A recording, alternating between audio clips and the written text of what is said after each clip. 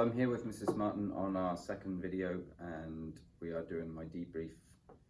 So how do you think it went, Mrs. Martin? I think you did a good job. You did rounding to the hundreds, which most kids could not remember rounding at all from second grade.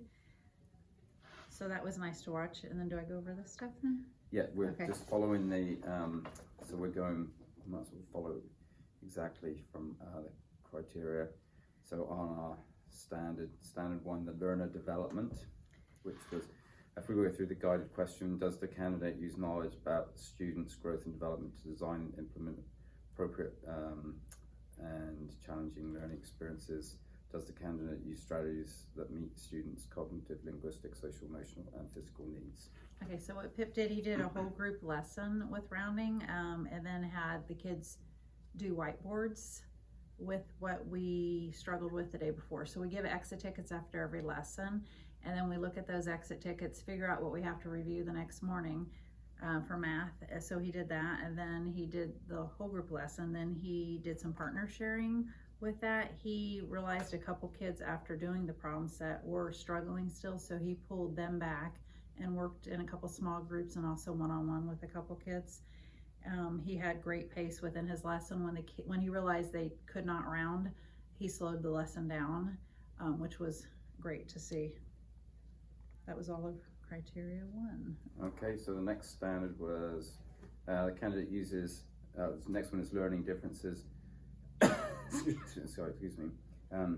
Does the candidate create a positive, the candidate uses understanding of individual differences, diverse cultures and communities to ensure inclusive learning environments that enable each student to meet high standards. Guided question, does the candidate create a positive classroom climate by making students feel valued and show respect for each other? Does the candidate use knowledge about individual differences and diverse cultures to develop inclusive learning environments that support all students in meeting high standards?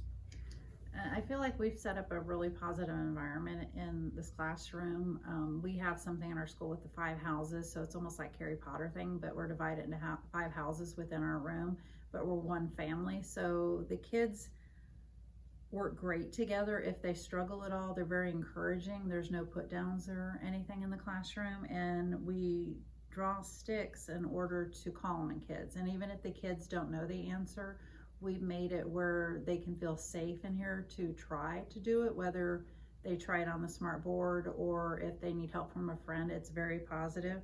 They're very encouraging to each other, which is nice to see because it's not always that way in the classroom. They, if they have misconceptions at all, they work with each other, whether it's in partner or whole group, which is nice. And I think I covered everything for 2. Was there anything else? I think I did. Okay. I think I did that. Yep. You did do all that. And then on the third standard, learning environments, the candidate works with others to create environments to support individual and collaborative learning and encourage positive social interaction, active engagement in learning and self-motivation. Guided questions, does the candidate create environments that support individual and collaborative learning, positive social interaction, active engagement in learning, self-motivation? Does the candidate create environments that are student-centered rather than teaching-centered? Do students have the opportunity to make choices or take responsibility for their own learning? Okay, so the way our math curriculum is done, we're told by the state what to do, and then our district adopted a curriculum, and it's pretty much spelled out what you're gonna do and when. So Pip did a great job with the class. He completed the problem set, whole group, and then slowed down his pacing as needed. He used the smart board, which the kids still love going up to. It's like the best thing of the whole day for them. He used whiteboards, partner share with that too. Students, if they get something, it's often we do thumbs up or thumbs down. If they disagree with somebody, they can put their thumbs down and we talk about why they disagree with them or what they think the student should have done, which in the lesson often is if it's rounding to the tens or hundreds place, so that's nice. We also resolve stuff, so if somebody's struggling, their partner, the whole group can say you need to think about doing this, and then we redo it. Then we use exit tickets again and then restart the next day. So we have both created a safe environment in here, and it's been great so far. And looking forward to the next couple months doing this. Okay.